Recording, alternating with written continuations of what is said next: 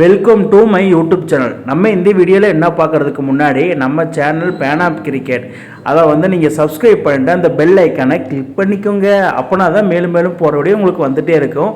இப்போ நம்ம இந்த வீடியோவில் என்ன பார்க்க போகிறோன்னா, இந்தியாவா இங்கிலாந்தோட ஃபஸ்ட்டு ஓடிஐ நாக்பூரில் நடந்திருக்கு இன்றைக்கி.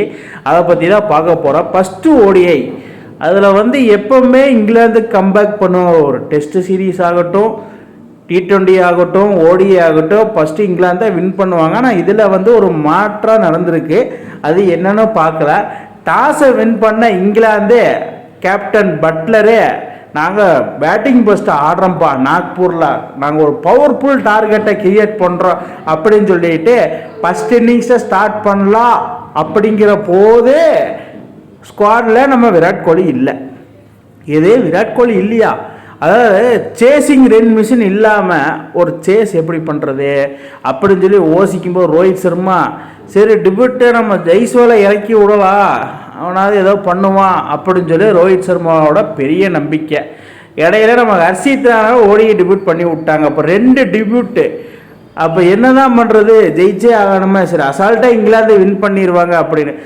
சேஸ் மாஸ்டர் இல்லைன்னா எப்படி, அவருக்கு போன மாதம் நெக் இன்ஜுரி, இந்த மாதம் நீ இன்ஜுரி. அதாவது கம்பேக் கோலி, அதாவது கோலி இல்லாமல் ஒரு மேட்ச் யாருமே பிராண்ட் ஆஃப் கிரிக்கெட்டு.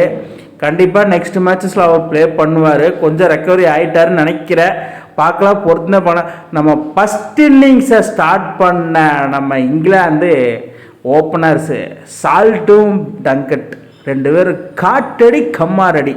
அதாவது யார் வீசினாலும் சரி, சமி வீசினாலும் சரி, ஹார்திக் பாண்டியா வீசினாலும் சரி, ஹர்ஷித் ராணா வீசினாலும் சரி, ஸ்பின்னர்ஸ் வீசினாலும் சரி, காட்டடி கம்மாரடி பவர் பிளேயில் போட்டு பொழந்து எடுத்துட்டு இருந்த தருவாயில் நம்மளால் என்ன பண்ணிட்டாரு, சால்ட்டு 41 ரன்னு, டங்கட்டு 31 ரன்னு. அதாவது சால்ட்டு T20 தானே நான் கம்பேக் பண்ண முடியல, ஓடிஐயில் எப்படி கம்பேக் பண்ணுறேன் பாரு அப்படின்னு சொல்லி அடிச்சிட்டு இருக்கும்போது நம்ம ஆஃப் சைடில் ஒரு ஷாட்டு ஆடினாப்புல.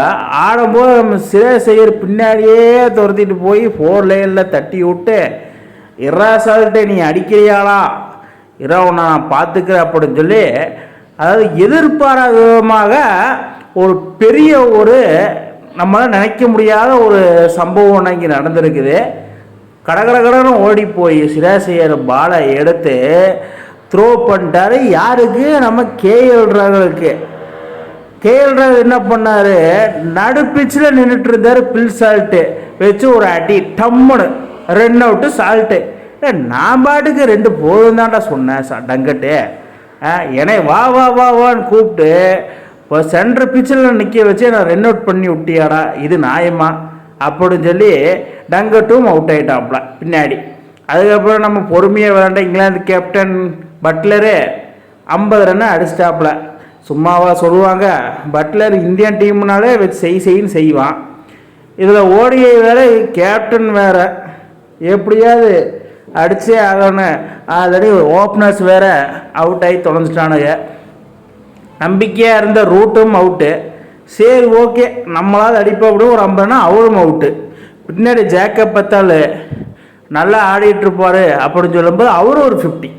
சரி 2 பேரும் நல்லா கம்பேக் பண்ணும்போது கம்பேக் கொடுக்குறாங்க. அது இந்திய டூர் ஜேக்கப் பத்தாலுக்கு ஒரு ஃபஸ்ட்டு டூரு. அவர் வேறு சாம்பியன் டிராஃபி ஸ்குவாடில் எடுத்திருக்கிறாங்க. ஸோ அதனால் ஜேக்கப் பத்தால் அற்புதமாக விளையாண்டு ஒரு 50 ரன் அடித்து வேறு லெவலில் பர்ஃபார்மன்ஸை வெளிப்படுத்துறது மட்டும் இல்லாமல் நல்லா ஆடிட்டு இருந்தாலும் அவரையும் தூக்கி விட்டாங்க. என்னதான் பண்ணுறது அப்படிங்கும்போது ஹர்ஷித் ராணா அவர் ஓர வச்சு செய்ன்னு செஞ்சுட்டு இருந்தாங்க T20 மேட்ச் மாதிரி. ஆனால் திடீர்னு எங்கேருந்தோ என்ன அட்வைஸ் கேட்டு வந்தாருன்னு தெரில, டக் அவுட்டில் டப்புன்னு ஒரு 3 விக்கெட் எடுத்து கம்பேக் கொடுத்துட்டாரு. ரோஹித் சர்மாவுக்கு ஒரு ஷாக்கு. ஆனால் இப்போதான்டா ஓவரை போட்டு அந்த அடி அடிச்சுட்டு கிடந்தாங்க. ஆனால் திடீர்னு என்னடா உன்னோட ஓவரில் 3 விக்கெட்டா, எனக்கே ஒரு ஆச்சரியமான. திடீர்னு அதாவது பொங்குனா பொஸ்ஸுன்னு விழுந்த புஷ்ஷுன்னு அந்த மாதிரி நம்ம ஹர்ஷித் ராணா அவரோட ஓவரு அப்படின்னு இருக்குது. எப்படியோ நீ ஒரு 3 விக்கெட் எடுத்துட்ட, இந்தியன் டீமுக்கு ஒரு கம்பேக் கொடுத்துட்டப்பா அப்படின்னு சொல்லி. நம்ம சடேஜா என்ன பண்ணியிருக்காரு, ஆல்ரெடி ரீசெண்டாக நடந்த ரஞ்சி டிராப்லேயும் 5 விக்கெட்டு 7 விக்கெட்டு, இதுலேயும் போட்டார் 3 விக்கெட். அதாவது 9 ஓவருக்கு 26 ரன்னு 3 விக்கெட்டு. இதில் இன்டர்நேஷ்னல் விக்கெட்டு 600 விக்கெட்டும் எடுத்திருக்கிறாப்புல நம்ம ரவீந்திர ஜடேஜா. ராயல் நாயகன், சென்னை சூப்பர் கிங்ஸோட எக்ஸ் கேப்டன், நவ் ஆல்ரவுண்டர்.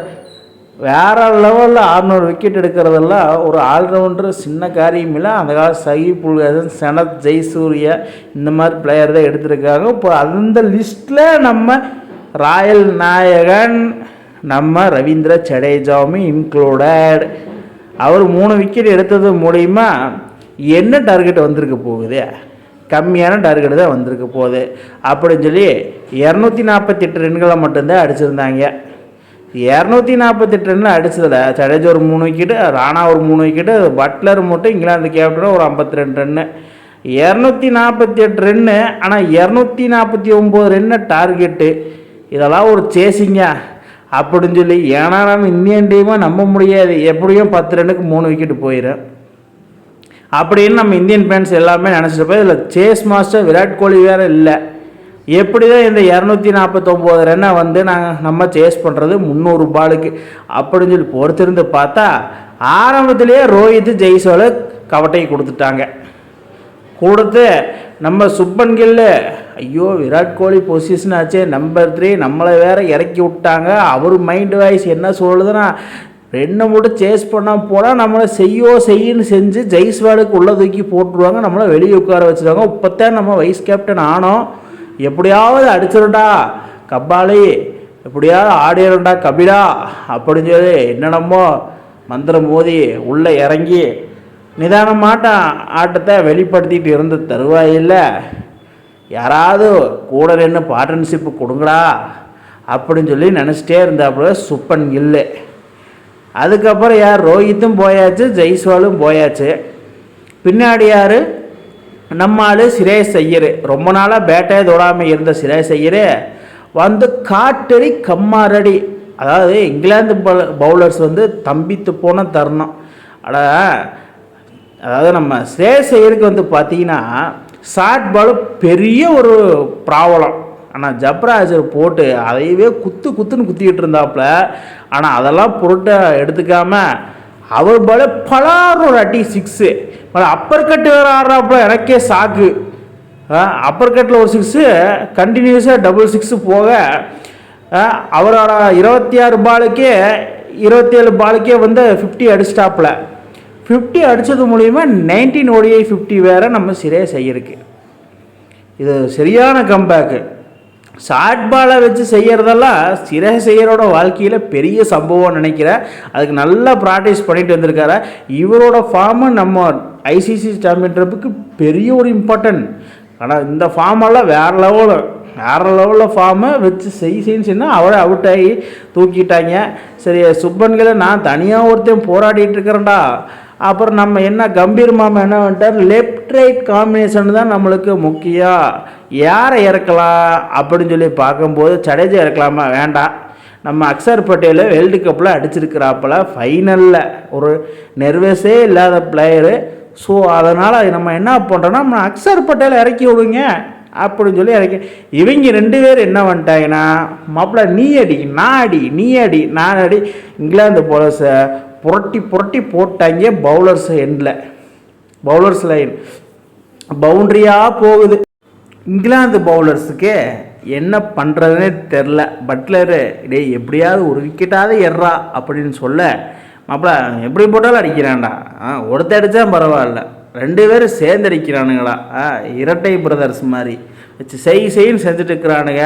அதாவது 100 ரன்னு ஸ்டாண்டு வேறு, அதாவது 100 ரன் பார்ட்னர்ஷிப் வேறு போட்டு எப்படியோ இந்தியா தோல்வியிலேருந்து மீட்டு எடுத்துட்டாங்க. ஆனால் அக்ஷர் பட்டேல் வேறு ஒரு 50 ரன்னு, அப்புறம் சுப்மன் கில் செஞ்சுரி போடுவார்னு சொல்லி எல்லாரும் எதிர்பார்த்தேன்னு தருவாயில் 87 ரன்னுக்கு அவுட் ஆகி பட்லர்கிட்ட கேட்ச் கொடுத்து அவுட் ஆகிட்டாப்புல.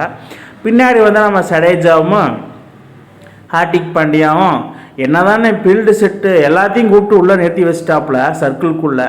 அப்படின்னு என்ன தான் ஃபீல்டு செட் வச்சுருந்தாலும் நம்ம ஜடேஜா 2 பவுண்ட்ரி கண்டினியூஸாக அடித்து இங்கிலாந்து பவுலர்ஸுக்கு டப்பை கொடுத்து இங்கிலாந்து ஃபீல்டர்ஸை ஏமாற்றி டப்புன்னு ஒரு கம்பேக்காக கொடுத்து இந்திய அணியை வெற்றி பெற வச்சு ஃபஸ்ட்டு ஓடியே இந்திய அணி வின் பண்ணிட்டாங்க. இப்போ இந்திய அணி 1-0 என்ற லீடில் இருக்கிறாங்க. இதே மாதிரி இந்திய அணி செகண்ட் ஓடியில் வின் பண்ணுமா மக்களே, நீங்கள் தான் சொல்லணும். இந்த மாதிரி இன்ட்ரெஸ்டிங் கிரிக்கெட் வீடியோவை தெரிஞ்சுக்க நம்ம சேனலை சப்ஸ்கிரைப் பண்ணுங்கள், லைக் அண்ட் கமெண்ட் பண்ணுங்கள். மேலும் மேலும் உங்களுக்கு வீடியோ வந்துகிட்டே இருக்கும்.